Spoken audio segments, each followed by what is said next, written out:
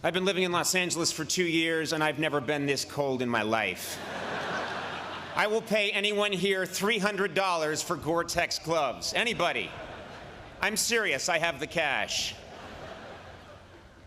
Before I begin, I must point out that behind me sits a highly admired President of the United States and decorated war hero, while I, a cable television talk show host, has been chosen to stand here and impart wisdom. I pray I never witness a more damning example of what is wrong with America today.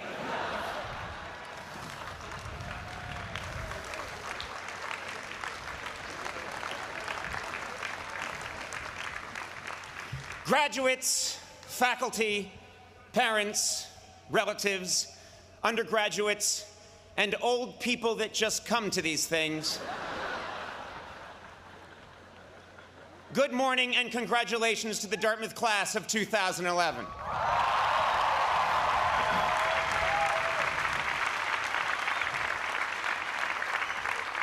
Today you have achieved something special, something only 92% of Americans your age will ever know: a college diploma.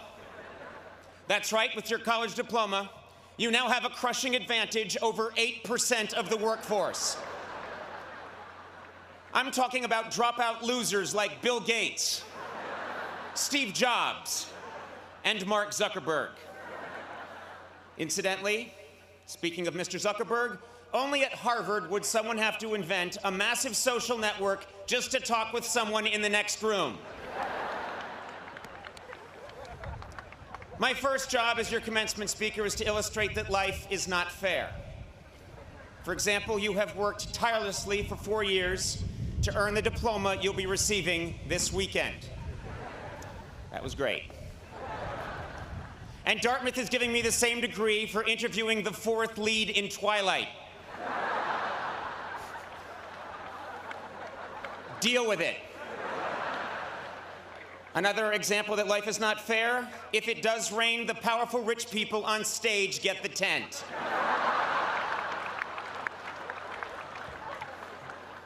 Deal with it.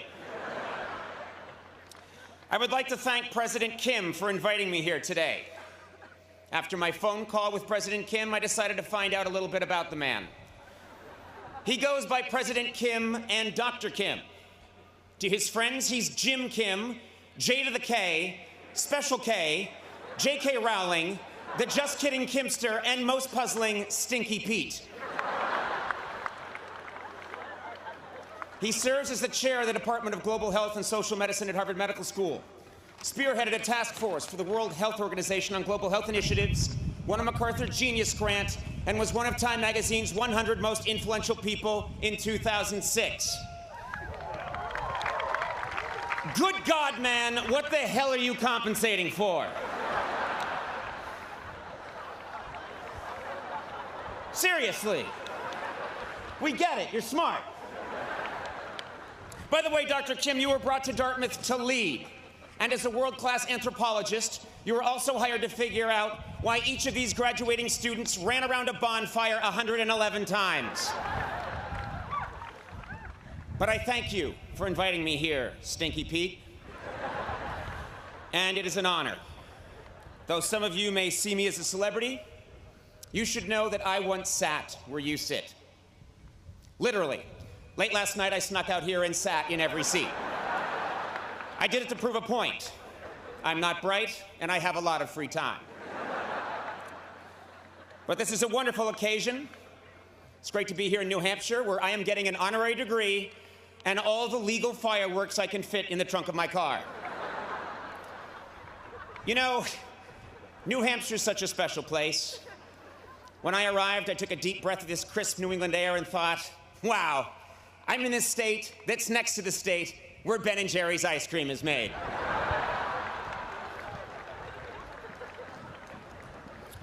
But don't get me wrong, I take my task today very seriously. When I got the call 2 months ago to be your speaker, I decided to prepare with the same intensity many of you have devoted to an important term paper. So late last night, I began.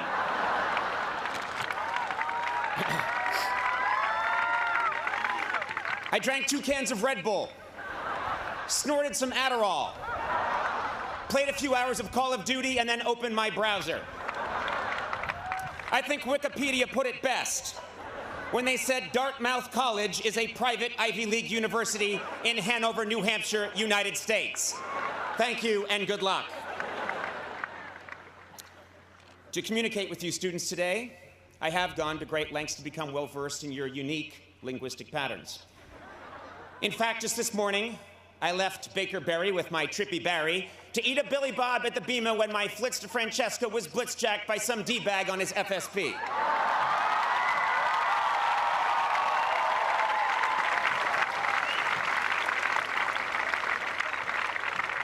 Yes, I've done my research.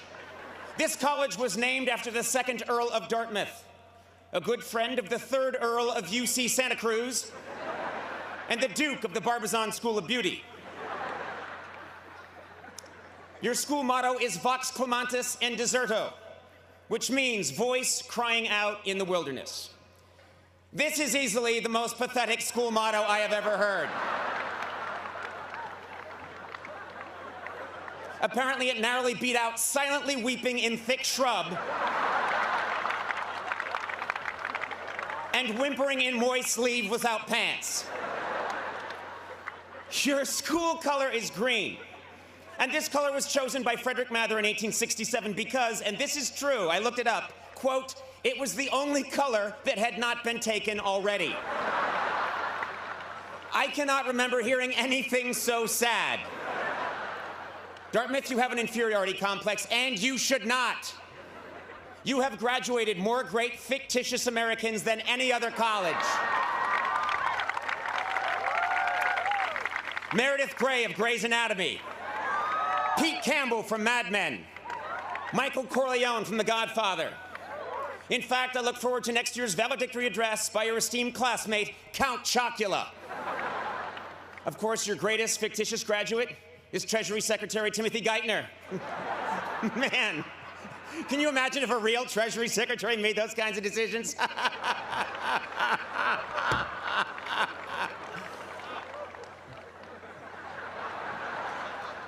Now I know what you're gonna say, Dartmouth. You're gonna say, well, we've got Dr. Seuss. Well, guess what? We're all tired of hearing about Dr. Seuss. Face it, the man rhymed fafloozle with snoozle. In the literary community, that's called cheating. Your insecurity is so great, Dartmouth, that you don't even think you deserve a real podium.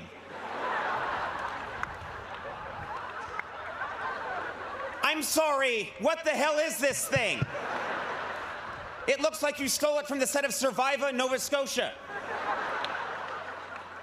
Seriously, it looks like something a bear would use at an AA meeting.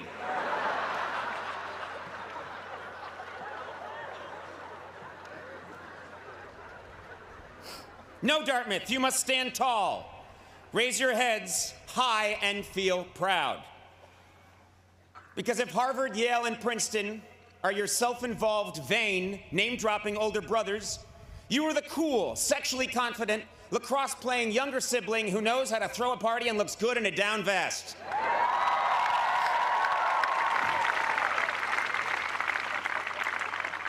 Brown, of course, is your lesbian sister who never leaves her room. And Penn, Columbia, and Cornell, well, frankly, who gives a shit?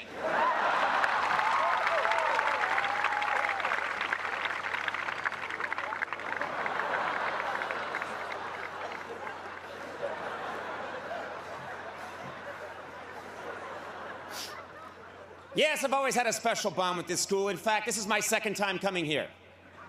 When I was 17 years old and touring colleges way back in the fall of 1980, I came to Dartmouth. Dartmouth was a very different place back then. I made the trip up from Boston on a mule. After asking the blacksmith in West Leb for directions, I came to this beautiful campus. No dormitories had been built yet, so I stayed with a family of fur traders in White River Junction. It snowed heavily during my visit, and I was trapped here for 4 months. I was forced to eat the mule, who a week earlier had been forced to eat the fur traders. Still, I love Dartmouth, and I vowed to return. But fate dealt a heavy blow. With no money, I was forced to enroll in a small local commuter school, a pulsating sore on a muddy elbow of the Charles River.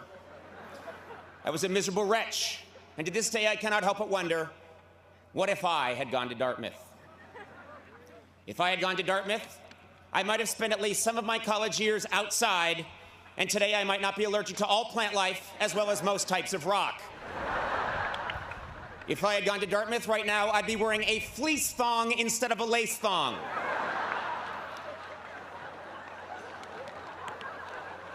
If I had gone to Dartmouth, I still wouldn't know the second verse to Dear Old Dartmouth. Face it, none of you do, you all mumble that part. If I had gone to Dartmouth, I'd have a liver the size and consistency of a beanbag chair. Finally, if I had gone to Dartmouth today, I'd be getting an honorary degree at Harvard. Imagine how awesome that would be.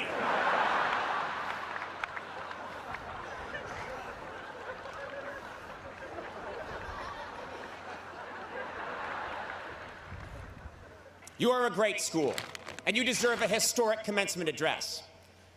That's right, I want my message today to be forever remembered because it changed the world. To do this, I must suggest groundbreaking policy. Winston Churchill gave his famous Iron Curtain speech at Westminster College in 1946. JFK outlined his nuclear disarmament policy at American University in 1963. Today, I would like to set forth my own policy here at Dartmouth. I call it the Conan Doctrine. Under the Conan Doctrine, all bachelor degrees will be upgraded to master's degrees.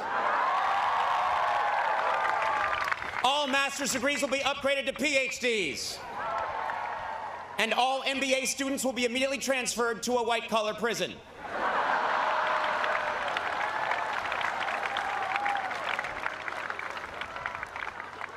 Under the Conan Doctrine, Winter Carnival will become Winter Carnival and be moved to Rio. Clothing will be optional, all expenses paid by the Alumni Association. Your nickname, the Big Green, will be changed to something more kick-ass, like the Jade Blade, the Seafoam Avenger, or simply Limezilla. The D-plan and quarter system will finally be updated to the 1/64th system. Semesters will last 3 days. Students will be encouraged to take 48 semesters off. They must, however, be on campus during their sophomore 4th of July. Under the Conan Doctrine, I will reinstate tube stock. And I will punish those who tried to replace it with field stock. Rafting and beer are a much better combination than a field and a beer. I happen to know that in 2 years, they were going to downgrade field stock to desk stock. 7 hours of fun sitting quietly at your desk. Don't let those bastards do it.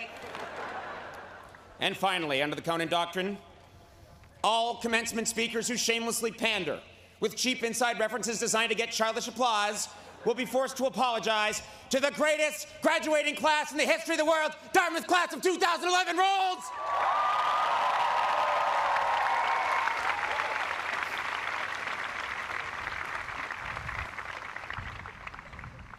Besides policy, another hallmark of great commencement speeches is deep, profound advice, like reach for the stars. Well, today, I'm not going to waste your time with empty cliches. Instead, I'm going to give you real, practical advice that you will need to know if you're going to survive the next few years. First, adult acne lasts longer than you think. I almost canceled 2 days ago because I had a zit on my eye. Guys, this is important. You cannot iron a shirt while wearing it.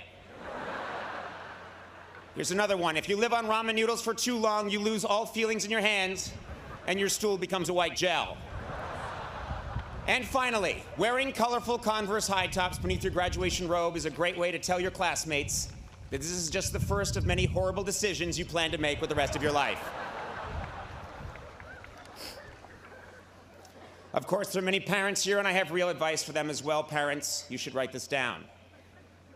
Many of your children, you haven't seen them in 4 years. Well, now you're about to see them every day when they come out of the basement to tell you the Wi-Fi isn't working.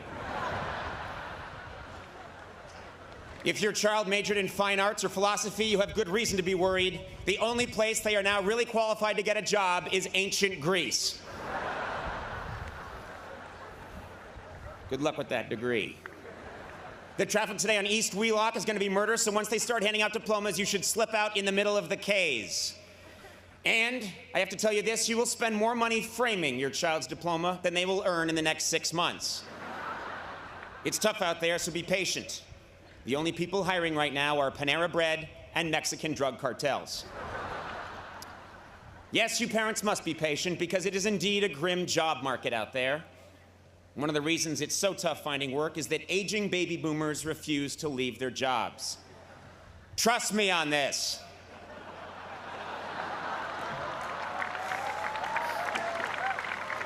Even when they promise you for 5 years they are going to leave and say it on television, I mean, you can go on YouTube right now and watch the guy do it. There is no guarantee they won't come back. Of course, I'm speaking generally. But enough, this is not a time for grim prognostications or negativity. No, I came here today because, believe it or not, I actually do have something real to tell you. 11 years ago, I gave an address to a graduating class at Harvard.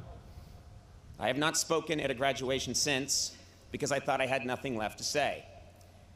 But then 2010 came. And now I'm here 3,000 miles from my home because I learned a hard but profound lesson last year, and I have to share it with you. In 2000, I told graduates, don't be afraid to fail. Well, now I'm here to tell you that though you should not fear failure, you should do your very best to avoid it.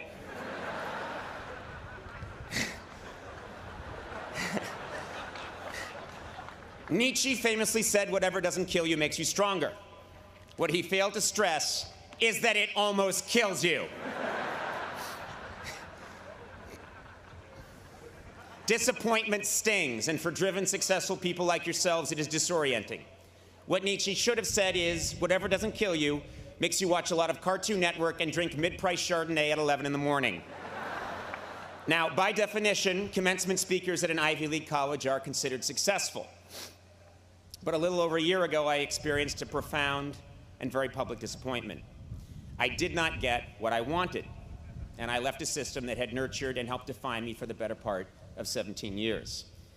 I went from being in the center of the grid to not only off the grid, but underneath the coffee table that the grid sits on, lost in the shag carpeting that is underneath the coffee table supporting the grid. It was the making of a career disaster and a terrible analogy. But then something spectacular happened. Fog-bound, with no compass and adrift, I started trying things. I grew a strange cinnamon beard. I dove into the world of social media. I started tweeting my comedy. I threw together a national tour. I played the guitar. I did stand-up, wore a skin-tight blue leather suit, recorded an album, made a documentary, and frightened my friends and family. Ultimately, I abandoned all preconceived perceptions of my career path and stature and took a job on basic cable, with a network most famous for showing reruns, along with sitcoms created by a tall black man who dresses like an old black woman. I did a lot of silly, unconventional, spontaneous, and seemingly irrational things. And guess what? With the exception of the blue leather suit, it was the most satisfying and fascinating year of my professional life.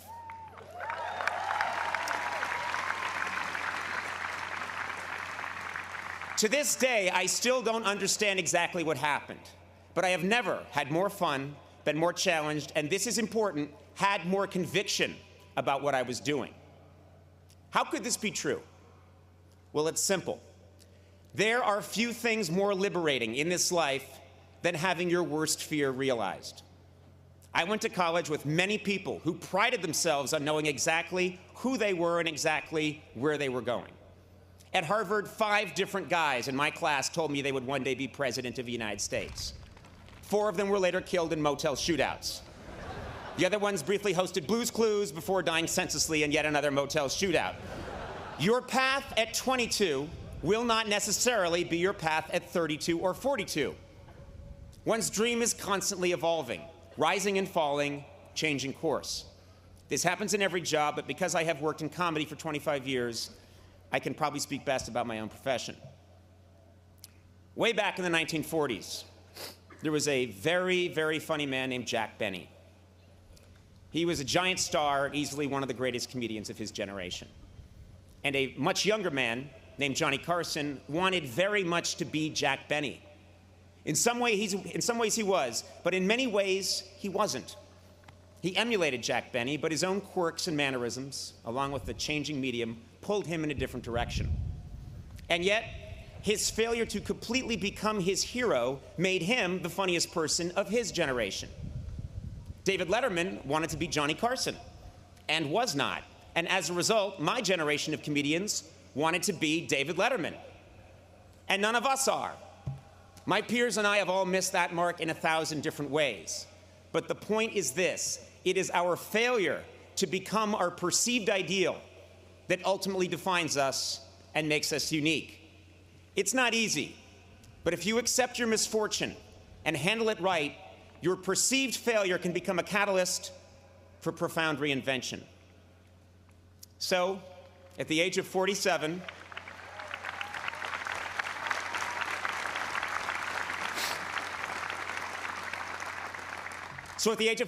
after 25 years of obsessively pursuing my dream, that dream changed. For decades in show business, the ultimate goal of every comedian was to host The Tonight Show. It was the holy grail. And like many people, I thought that achieving that goal would define me as successful. But that is not true. No specific job or career goal defines me, and it should not define you. In 2000, I told graduates to not be afraid to fail, and I still believe that. But today I tell you that whether you fear it or not, disappointment will come. The beauty is that through disappointment you can gain clarity, and with clarity comes conviction and true originality. Many of you here today are getting your diploma at this Ivy League school because you have committed yourself to a dream and worked hard to achieve it. And there is no greater cliche in a commencement address than follow your dream. Well, I'm here to tell you that whatever you think your dream is now, it will probably change, and that's okay. 4 years ago, many of you had a specific vision of what your college experience was going to be and who you were going to become. And I bet today most of you would admit that your time here was very different from what you imagined. Your roommates changed, your major changed. For some of you, your sexual orientation changed. I bet some of you have changed your sexual orientation since I began this speech. I know I have. But through the good, and especially the bad, the person you are now is someone you could never have conjured in the fall of 2007. I've told you many things today, most of it foolish, but some of it true. I'd like to end my address by breaking a taboo and quoting myself from 17 months ago. At the end of my final program with NBC, just before signing off, I said, "Work hard, be kind, and amazing things will happen." Today, receiving this honor and speaking to the Dartmouth class of 2011 from behind a tree trunk, I have never believed that more. Thank you very much and congratulations.